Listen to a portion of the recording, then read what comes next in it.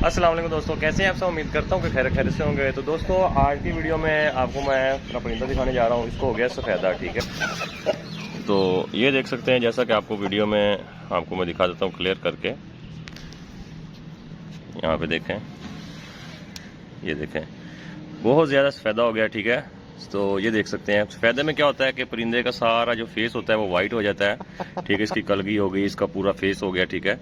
अगर सारी तरफ से हम दिखाएं आपको, ये देखें पूरा फेस वाइट हो गया इसका। तो अब चलते हैं ये होता क्यों है, ठीक है।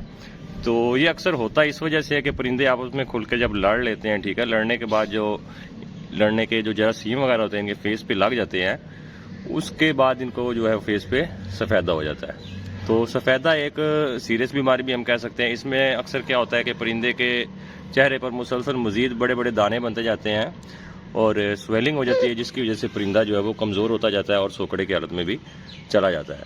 तो इससे बचने के लिए यही होता है कि ठीक है, इस परिंदे को दूसरे परिंदों से आप अलहदा रखें, ठीक है। क्योंकि जब एक दूसरे के साथ फिरते हैं, ठीक है, पानी वगैरह पीते हैं, खाना खाते हैं, तो ये जरासीम एक दूसरे के अंदर जो है वो मुंतकिल हो जाते हैं। तो कोशिश करें, अगर इस तरह का कोई भी आपका परिंदा हो जाता है जिसको सफ़ेदा हो जाए, तो उसको दूसरे परिंदों से आपने जो वो अलहदा रखना है। तो इलाज इसका सिंपल है, बहुत ही सादा इलाज है, ठीक है। जो पुराने शिकारी हज़रात हैं उनको इस चीज़ का जो वो काफ़ी अच्छे से इल्म होगा कि इसका इलाज किस तरह से करना है, ठीक है। लेकिन जो नए हमारे जो वो शौकीन लोग हैं, ठीक है, उनको मैं बताता चलूँ कि इसका इलाज बहुत ही ज़्यादा ईजी है, ठीक है, आसान है, सादा सा इलाज है इसका।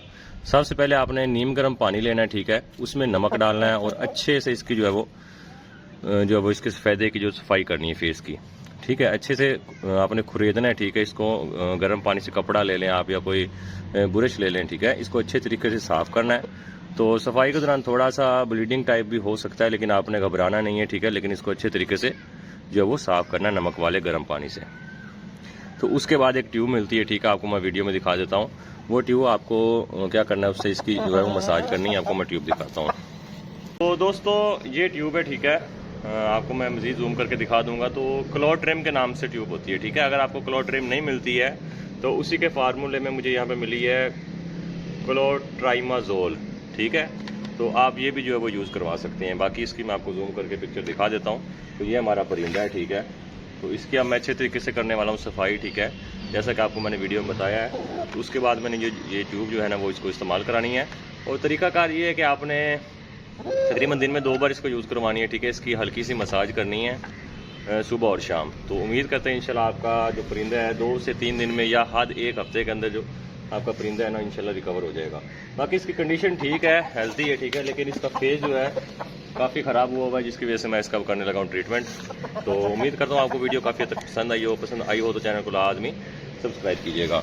तो अब आपको मैं वाज़े तौर पर आपको ट्यूब दिखा देता हूँ, ताकि अगर आपको क्लोट्रिम ना मिले तो आप ये यूज़ करवा सकते हैं।